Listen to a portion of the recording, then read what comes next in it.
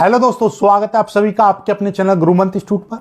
आज का ये video BSc second semester mathematics का रहने वाला है। आज से हम नया बैच स्टार्ट कर रहे हैं आपकी परीक्षा 2025 के लिए, क्योंकि आपका जो एग्जाम है बहुत यानी अभी अभी बीएससी फर्स्ट सेमेस्टर के एग्जाम खत्म हुए होंगे, रिजल्ट अभी आना बाकी है आप लोगों का। तो मैं अभी से आपका बैच स्टार्ट कर रहा हूं ताकि समय से पहले आपका कोर्स कंप्लीट हो जाए, प्लस आपका एक दो सेट आपके अनसॉल्व्ड पेपर्स यानी कि प्रीवियस ईयर पेपर्स वगैरह भी सॉल्व हो जाएं। दूसरी बात यह है कि अभी मेरे पास समय है, बाद में क्या होता है कि ड्यूटी ज्यादा हो जाती है, समय नहीं मिल पाता, इस कारण से फिर कोर्स पिछड़ जाता है। ठीक है, इसलिए कोशिश करेंगे कि हम आपका कोर्स बहुत जल्दी कंप्लीट कराकर बिल्कुल आपको फ्री कर दें, फिर आपका रिवीजन रह जाएगा, प्लस आपके प्रीवियस ईयर के पेपर सॉल्व कराने रह जाएंगे। ओके, और देखिएगा ये आपको मैं बुक दिखा दूं। पहले मैंने सिलेबस की एक वीडियो डाली थी, वो नहीं देखी है तो जाकर देख लीजिएगा। एक बार फिर आपको मैं दिखा दे रहा हूं। देखिएगा, आपको दो किताबें, जैसे आपने बीएससी फर्स्ट सेमेस्टर में देखा था, बीएससी फर्स्ट सेमेस्टर में क्या था, दो किताबें थी आपकी, एक था डिफरेंशियल कैलकुलस, एक था इंटीग्रल कैलकुलस, दोनों को मिलाकर एक पेपर हुआ था। ऐसे ही अब की बार भी आपको दो किताबें देखने को मिलेंगी। एक किताब है ये वाली मैट्रिसेस डिफरेंशियल इक्वेशंस एंड दूसरी किताब है ज्योमेट्री, वो भी इतनी ही मोटी है।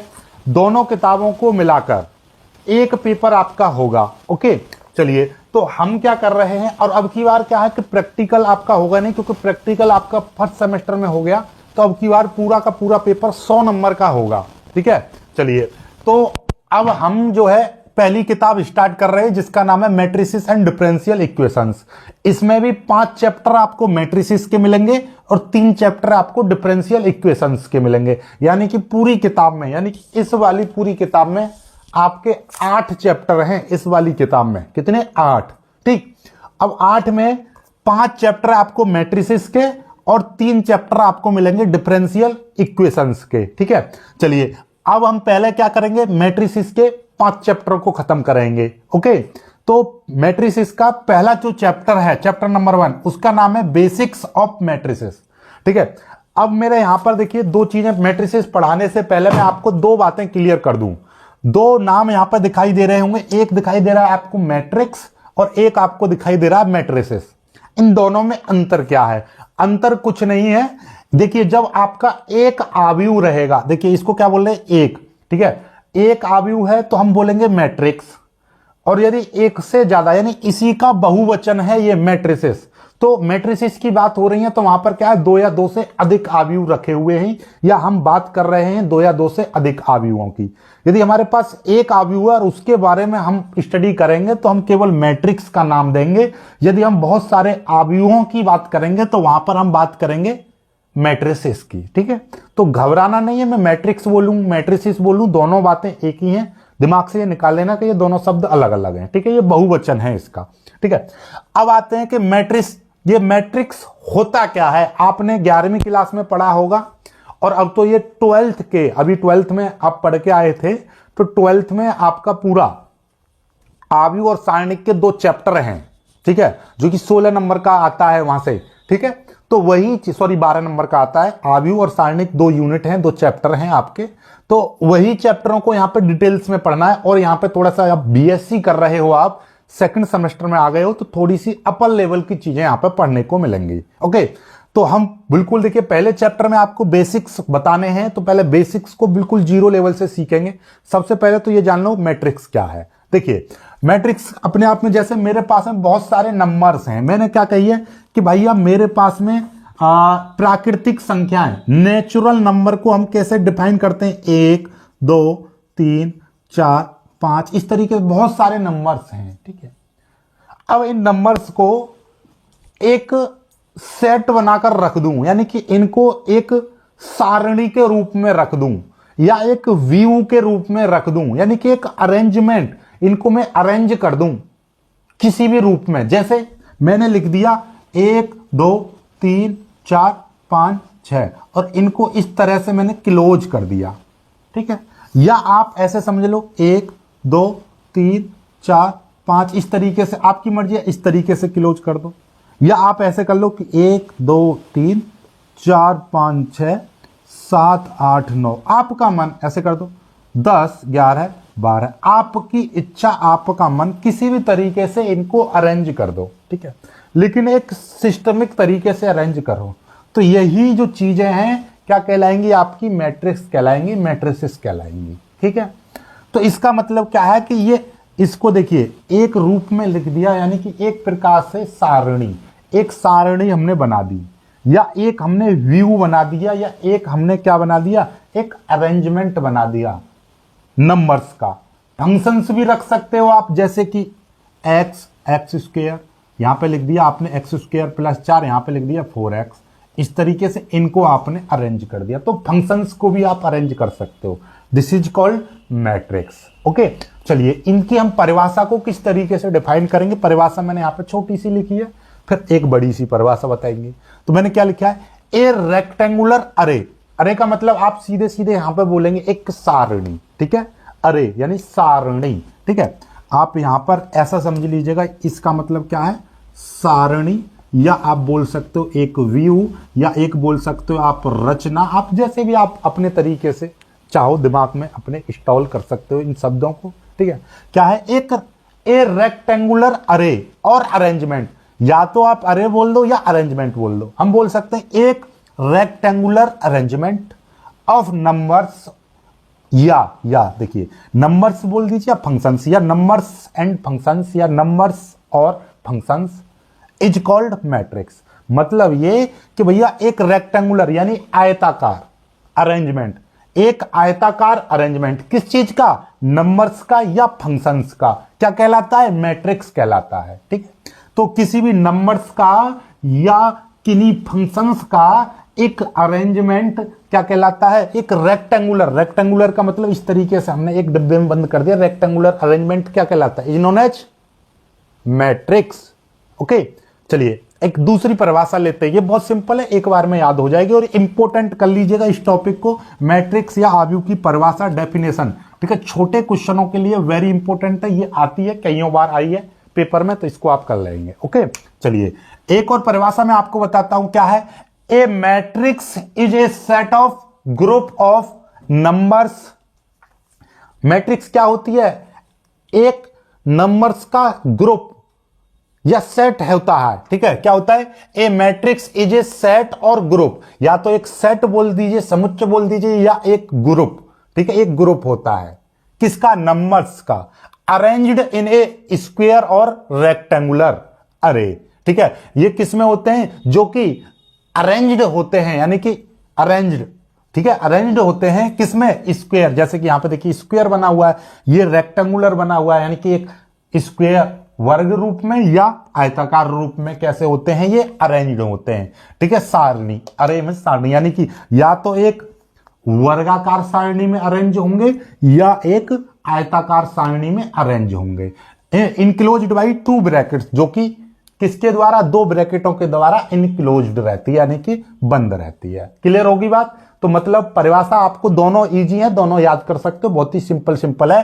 कि a matrix is a set और ग्रुप ऑफ नंबर्स, ठीक है, group of numbers arranged in A square और रेक्टेंगुलर अरे इनक्लोज्ड बाई 2 ब्रैकेट्स। ओके, बहुत सिंपल साधारण परिभाषा है। ओके, चलिएगा अब आपसे कोई चलते फिरते पूछ ले भैया के मैट्रिक्स क्या, आप आसानी से बता सकते हो, सर मैट्रिक्स क्या होता है, कि एक सेट होता है, एक नंबर्स का सेट होता है जो कि एक स्क्वायर या रेक्टेंगुलर अरे यानी सारणी में अरेंज्ड होते हैं और 2 ब्रैकेटों से क्लोज्ड रहती है, ठीक है। चलिए यहां से आपकी ये होगी, इसके एग्जाम्पल के तौर पर आप लिख सकते हो, ये एग्जाम्पल के तौर पर आप बना सकते हो, 1 2 3 4 इस तरीके से। ये एक एग्जाम्पल हो गया, 2 3 4 एग्जाम्पल मैंने आपको बता दिए। ओके, चलिएगा।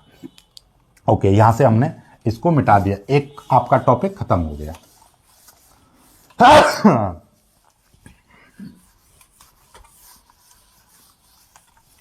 चलिएगा, नेक्स्ट टॉपिक हमारे पास में आ रहा है, आप देखिएगा, कुछ नोट करके देखिएगा, चीजें यहां से समझेंगे हम, नोट करके लिखेंगे आप।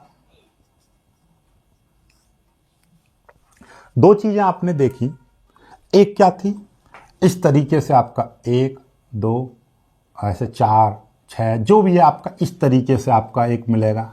ठीक है, एक आपने देखा 1 2 4 6 7 इस तरीके से आपके एलिमेंट अरेंज किए गए हैं। ठीक है, ये आपका खड़ा है, ये इस तरीके से लेटा हुआ है, तो इनको भी एक अलग नाम से रिप्रेजेंट करते हैं, हम एक अलग अलग नाम से रिप्रेजेंट करते हैं। ओके, ये क्या है, एकदम हॉरिजेंटल तरीके से रखा हुआ है, एकदम हॉरिजेंटल। ठीक है, ये क्या वर्टेक्स यानी खड़ा हुआ है, ये क्षैतिज है, ये लंबवत है इस तरीके से। तो जो क्षैतिज होंगी तो हम उनको हॉरिजेंटल या बोले तो उनको रो बोलते हैं। क्या बोलते हैं? रो। रो रो मैट्रिक्स बोला जाता है, जो कि हॉरिजेंटल होती हैं। ठीक है, जो खड़ी जो होती हैं उनको हम क्या बोलते हैं? वर्टिकल मैट्रिक्स, या हम बोलेंगे कॉलम मैट्रिक्स। क्या बोलेंगे? Column matrix. ओके, चलिएगा।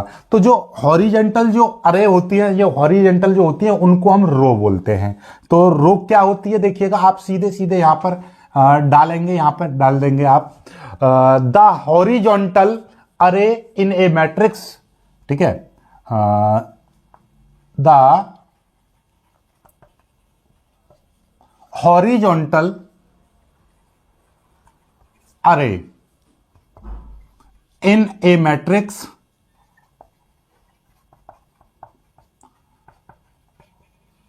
इज कॉल्ड रो। ठीक है, इज कॉल्ड रो। ठीक है, ये आपका एक चीज होगी। जैसे एग्जाम्पल, ये जो है इस तरीके से लिखा हुआ है 1 2 4 6 आपका 5 9, दिस इज कॉल्ड, ये जो है आपका इस तरीके से रो। ठीक है, रो। तो इसको बोलेंगे रो 1, क्योंकि इसमें 2 रो हैं, तो ये रो 1 और ये आपकी क्या होगी?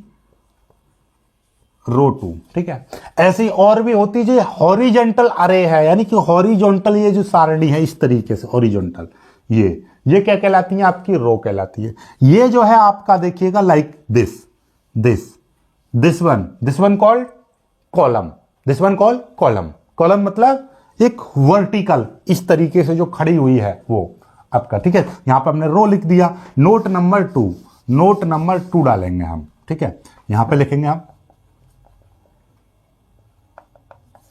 नोट नंबर 2 डालेंगे। ओके, चलिएगा। नोट नंबर 2 में डालेंगे द वर्टिकल अरे और कॉल्ड कॉलम।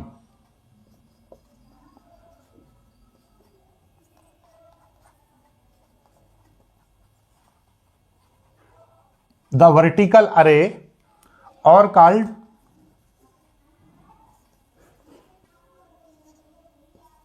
कॉलम। ठीक है, इस चीज को आप कॉलम। ठीक, ये हो गया आपका। एक चीज हमेशा याद रखिए, हाँ एक चीज और यहां पे मैं लिख दे रहा हूं इसको, and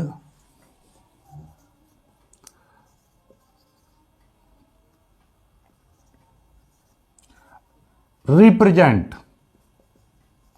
and represented by C1, C2, C3, C4 इस तरीके से हम रिप्रेजेंट करते हैं इस चीज को। ओके, चलिएगा। तो यहां पर हम इस तरीके से लिख देंगे एग्जाम्पल के तौर पर, ये आपका 1 2 4 6 8 10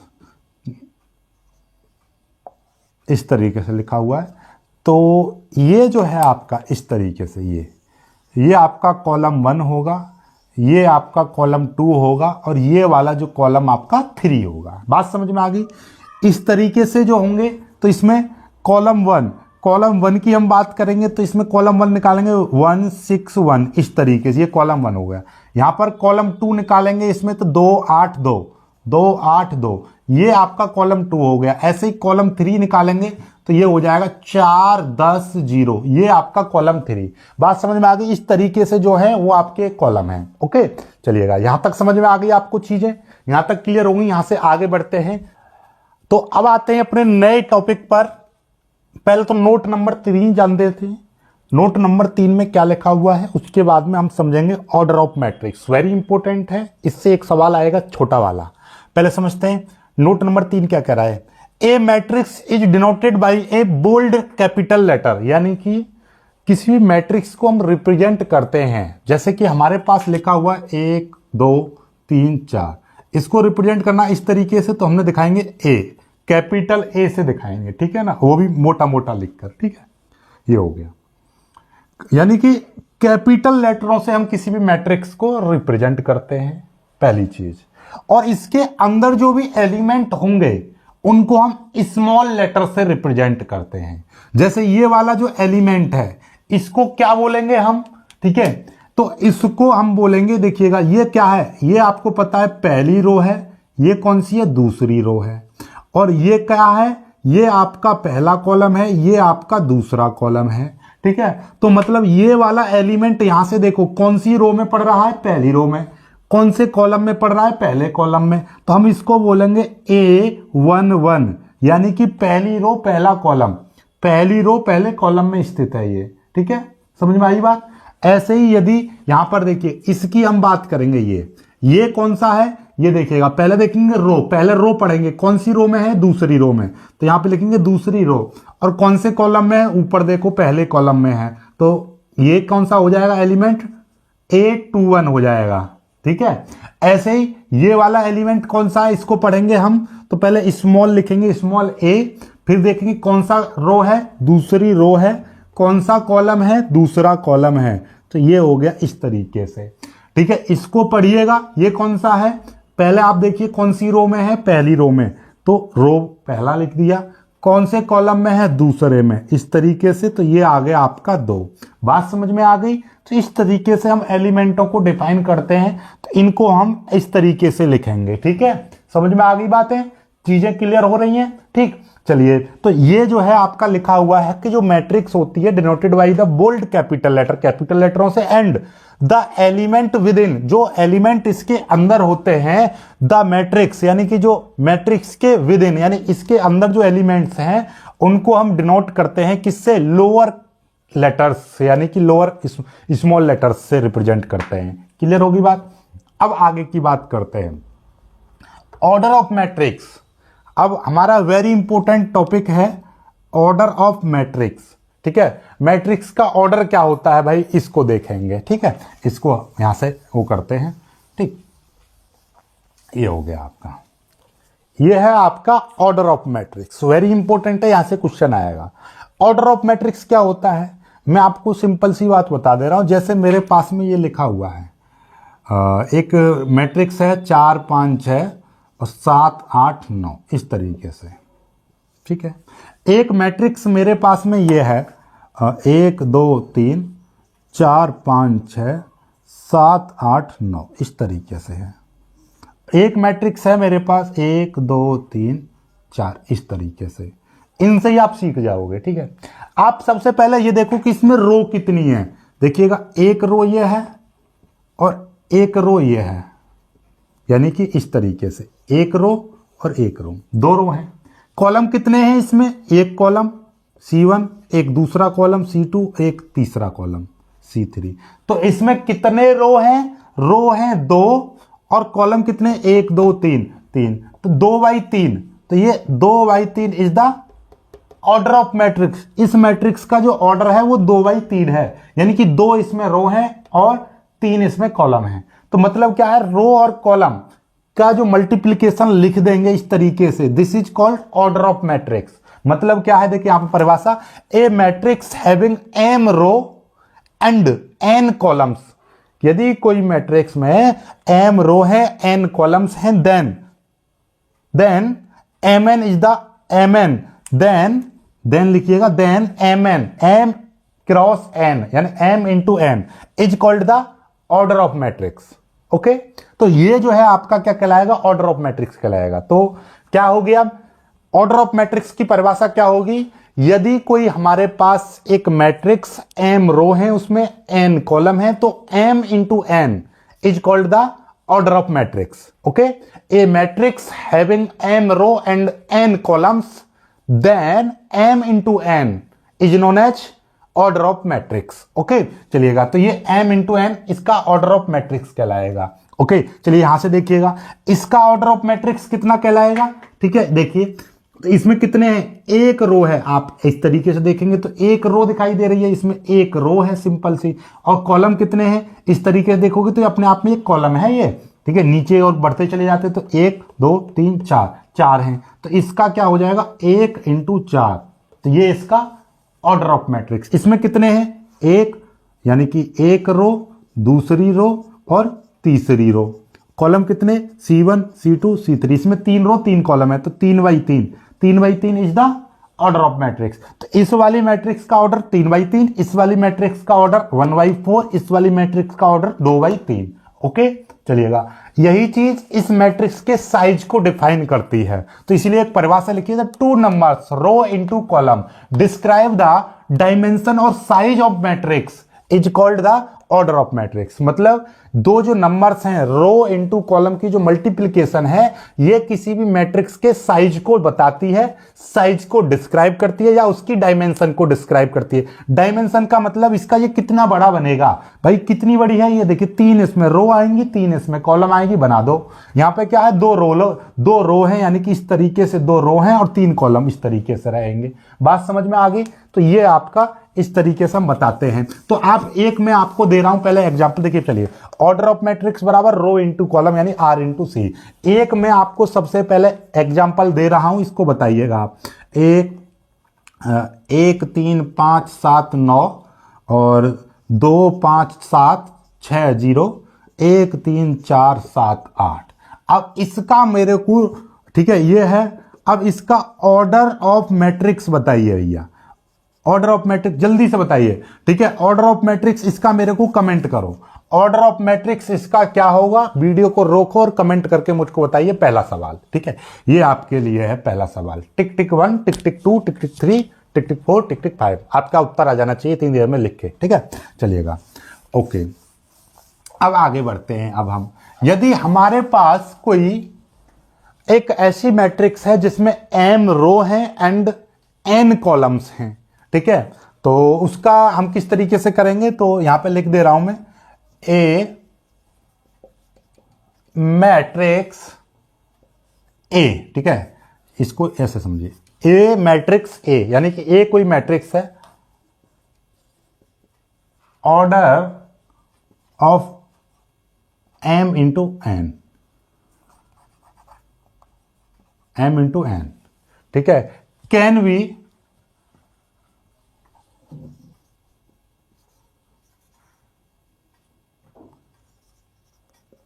represented by the represented in the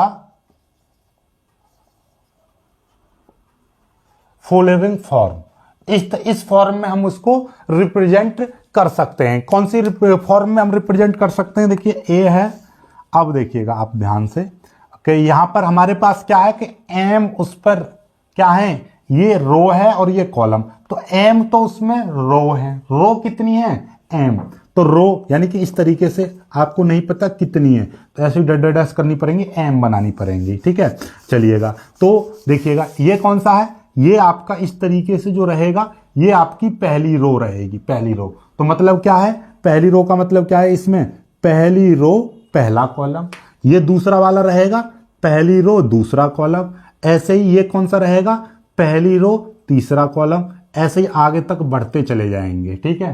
समझ में आई बात। और जो n इसमें कॉलम है, तो ये वाला जो कॉलम है nवा होगा कि नहीं होगा, तो हम इसको कहेंगे nवा, लास्ट में कॉलम nवा है, तो पहली रो और ये nवा कॉलम रहेगा, ठीक है। इसी तरीके से देखिए इसके नीचे आएंगे, ये कौन सा रहेगा, दूसरी रो पहला कॉलम, दूसरी रो दूसरा कॉलम, दूसरी रो तीसरा कॉलम, डैश, दूसरी रो nवा कॉलम, ये nवा कॉलम है। ऐसे ही आपका तीसरी रो पहला कॉलम, तीसरी रो दूसरा कॉलम, तीसरी रो तीसरा कॉलम, डैश, ये तीसरी रो nवा कॉलम।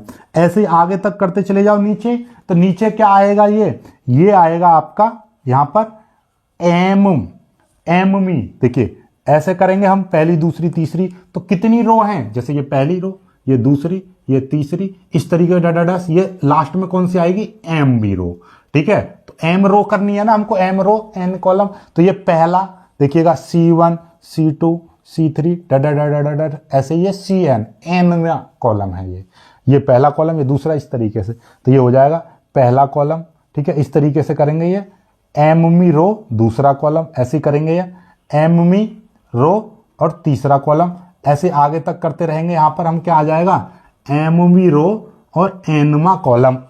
तो ये जो लास्ट एलिमेंट होता है यही चीज आपको यहां पर देखने को मिल जाएगी। This is called m into n, this is the order of matrix, this is the order of matrix. तो इसका ऑर्डर ऑफ मैट्रिक्स, तो जो एम इंटू एन ऑर्डर की जो मैट्रिक्स होगी उसका रिप्रेजेंटेशन इस तरीके से होगा। ओके, चलिएगा जल्दी से कर लीजिए, फिर आगे बढ़ते हैं। अब आते हैं अपने इंटरेस्टिंग टॉपिक पर, टाइप्स ऑफ मैट्रिक्स। मैट्रिक्स के प्रकार क्या क्या हैं वो जान लेते हैं। काफी सारी मैट्रिक्स होती हैं।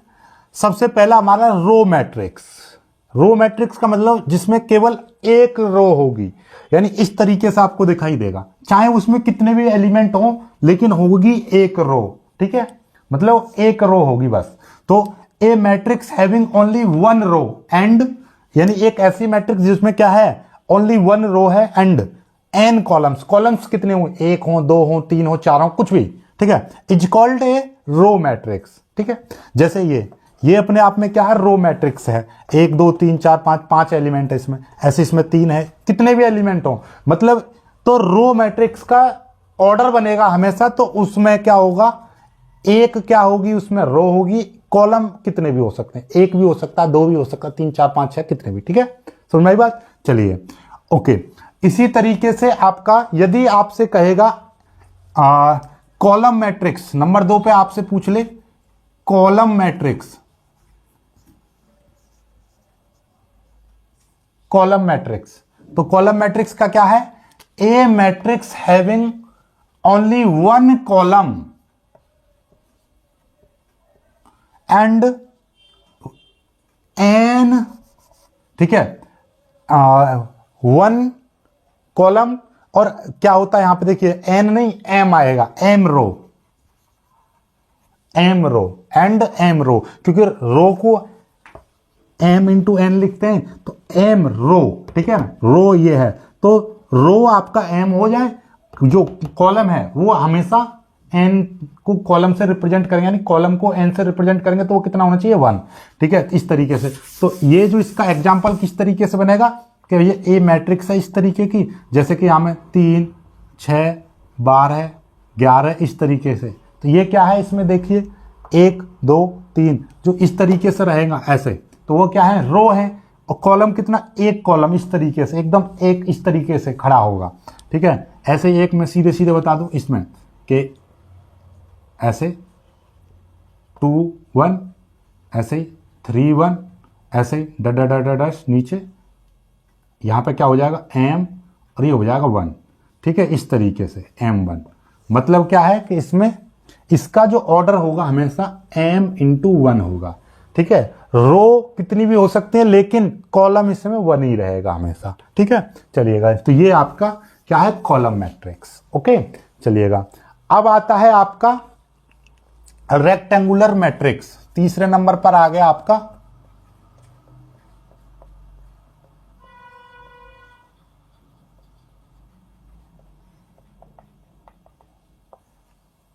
Rectangular matrix. रेक्टेंगुलर कैसा होता है, इस तरीके से, ऐसा ही तो होता है रेक्टेंगुलर, जिसकी ये वाली भुजा बड़ी हो, या मतलब इस तरीके से भी बना सकते हो, आपकी इच्छा है। ठीक है, ये ठीक, तो ये क्या कहलाएगा आपका रेक्टेंगुलर मैट्रिक्स। तो मतलब क्या है कि इसमें से कुल मिलाकर बात ये है कि एम और एन, यानी कि ये जो रो और कॉलम, यानी रो और कॉलम आपस में बराबर ना रहे, बराबर नहीं, इनमें से कोई भी एक ज्यादा रहना चाहिए। जैसे आपका मैं बात कर रहा हूं, देखिएगा इस तरीके से आप समझिए, इसमें लिखा है 1, 2, 3, 4, यह 5, 6, 7, 8 इस तरीके से लिखा हुआ है। तो ये देखिएगा, ये अपने आप में एक रेक्टेंगुलर, यानी एक आयत जैसा बन रहा है। या आप ऐसे करिए 1, 4, 5, 7, 6, 4 इस तरीके से, देखिए ये भी एक आयताकार, ये भी। दोनों में देखिए इसमें कितनी रो हैं, 1 और 1, 2 रो हैं, कॉलम कितने, 1, 2, 3, 4 कॉलम है। तो इसका ऑर्डर कितना हो गया, 2/4।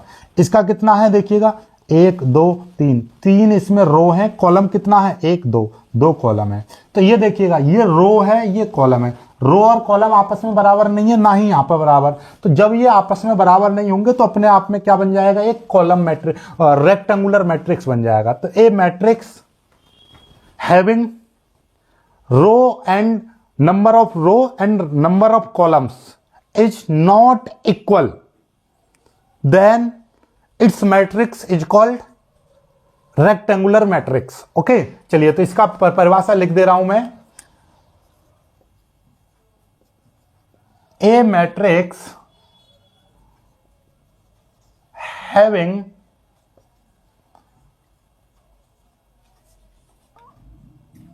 having the number of row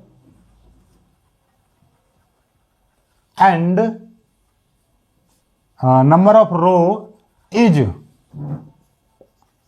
not equal to the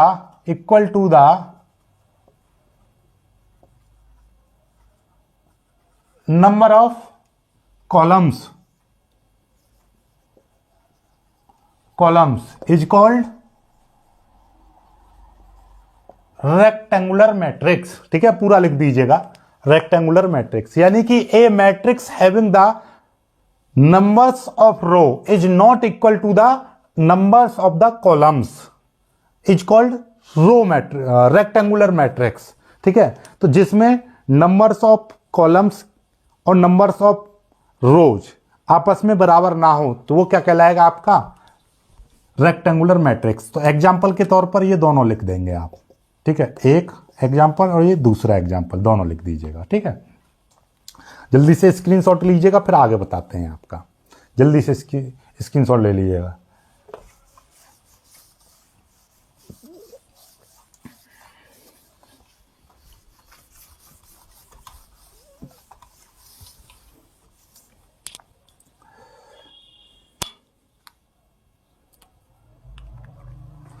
अब आता है आगे स्क्वायर मैट्रिक्स। स्क्वायर मैट्रिक्स कौन सा होगा?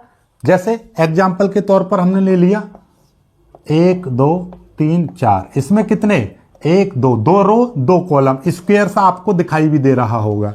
एक दूसरा ले लीजिए 3x3 का, 4 5 6 7 8 9 1 1 1, इस तरीके से ले लिया। ठीक है, तो इसमें 3x3 मतलब इसमें 2x2, जिसमें रो और कॉलम आपस में बराबर हो, 4x4 5x5। और ऐसा भी लिख सकते हो, आपका मन करे कि भैया ये सी इस तरीके से एक एलिमेंट है इस तरीके से, तो इसको हम 1x1 का बोलेंगे। तो इसमें रो और कॉलम इसमें भी बराबर है, रो और कॉलम इसमें भी बराबर है, रो और कॉलम इसमें भी बराबर है। तो मतलब क्या है कि a matrix having the numbers of row and numbers of columns is equal. ठीक है, तो यहां पे लिखेंगे a matrix having the number of rows is equal to the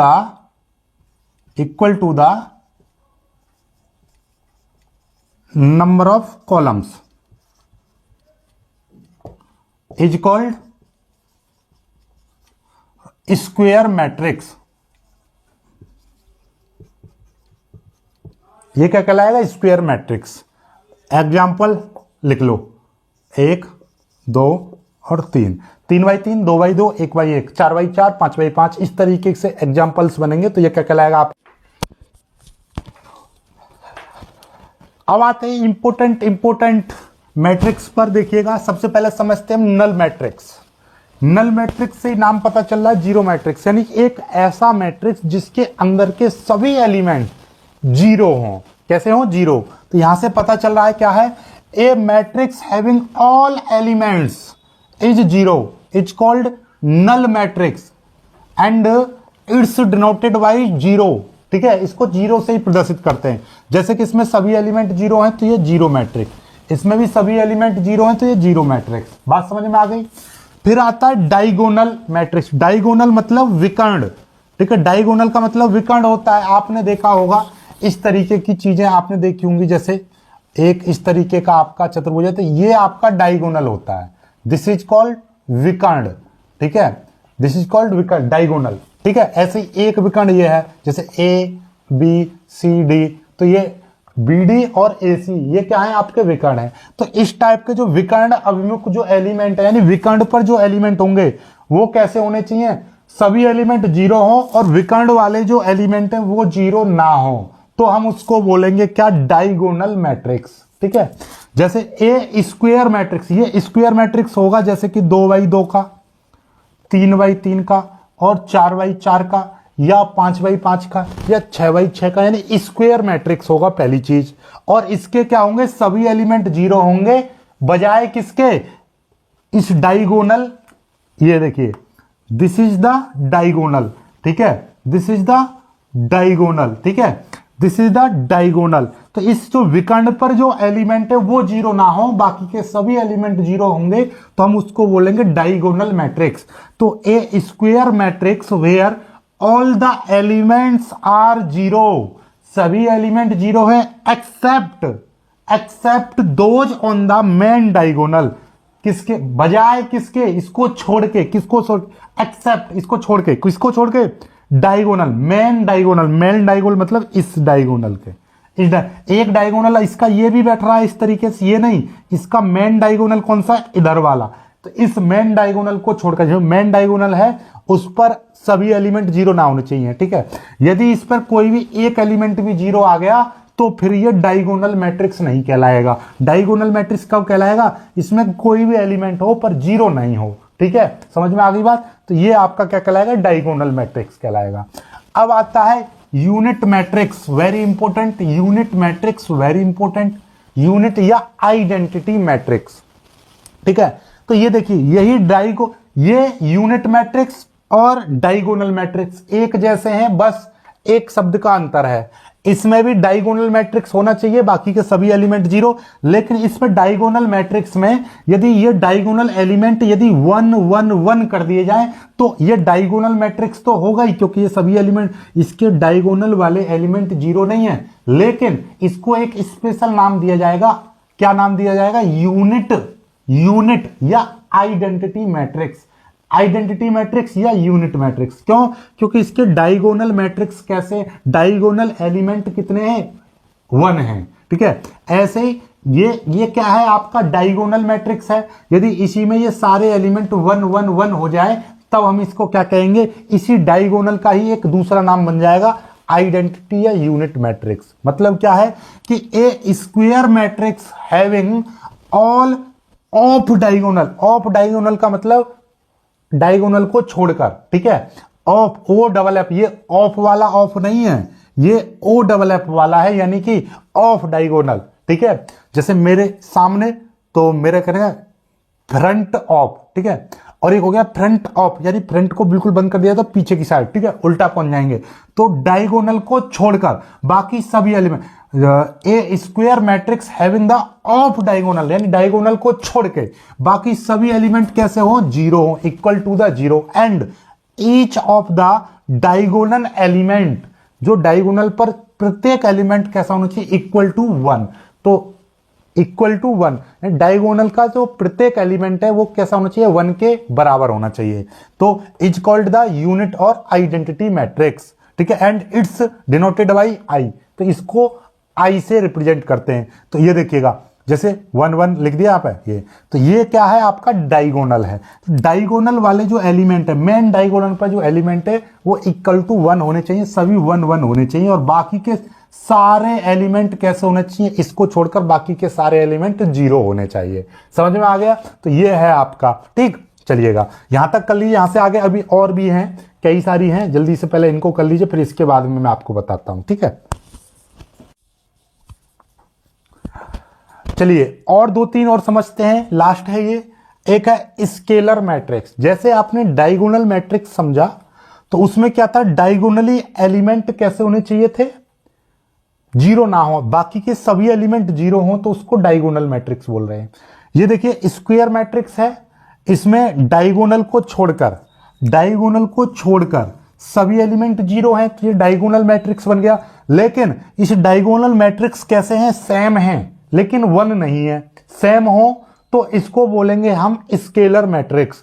मतलब यह है यदि यहां पर ये 1 2 3 तो ये डायगोनल मैट्रिक्स, यदि यहां पर आपका 1 1 आ जाए तो ये आइडेंटिटी मैट्रिक्स, और यदि यहां पर 1 की जगह पर कुछ और आ जाए जैसे 3 3 3, तो अब ये क्या बन जाएगा, स्केलर मैट्रिक्स। मतलब कि ए डायगोनल मैट्रिक्स, डायगोनल की कंडीशन आपको पता है, ये डायगोनल पर छोड़कर बाकी सभी एलिमेंट जीरो, ठीक है। Whose diagonal elements are equal, सभी एलिमेंट इक्वल हो, डायगोनल पर एलिमेंट है वो सब इक्वल हो, but not equal to 1, but equal हो पर 1 के बराबर ना हो, सभी एलिमेंट बराबर हो लेकिन 1 के बराबर ना हो।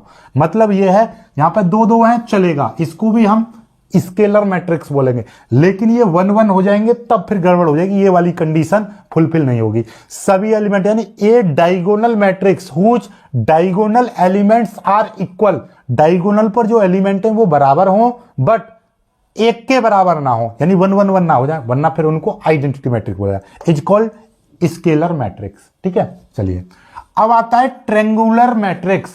ट्रेंगुलर मैट्रिक्स क्या है कि देखिएगा, यही मैट्रिक्स है, इसके ऊपर देखिएगा, इससे ऊपर ये डायगोनल है, डायगोनल से ऊपर के सभी एलिमेंट जीरो हो या नीचे के जीरो हो, ऊपर के सभी जीरो हैं तो ये जीरो ना हो, जैसे कि 5 6 7, ठीक है, समझ में आई बात। तो ये डायगोनल से ऊपर के जीरो, नीचे के जीरो नहीं है, तो मतलब क्या है कि a matrix in which the all elements above, यानी कि ऊपर, एबव और विलो मेन डायगोनल, ये जो मेन डायगोनल है ये वाला, इससे ऊपर के या इससे नीचे के एलिमेंट कैसे हैं, इज इक्वल टू 0, सभी एलिमेंट जो मेन डायगोनल है उससे ऊपर के सभी एलिमेंट 0 हों या उसके नीचे के सभी एलिमेंट 0 हों, तो हम उसको बोलेंगे triangular matrix.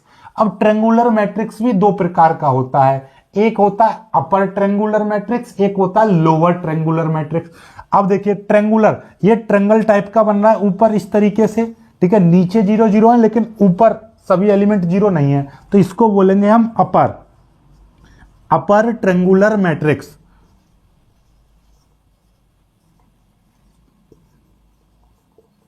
Upper triangular matrix, okay, ठीक है।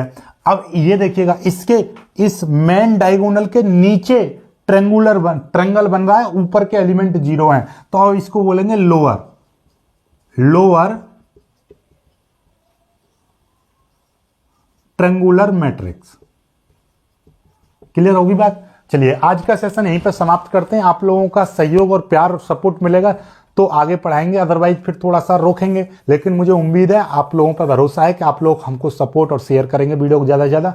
चलिएगा, तब तक के लिए नमस्कार, जय हिंद।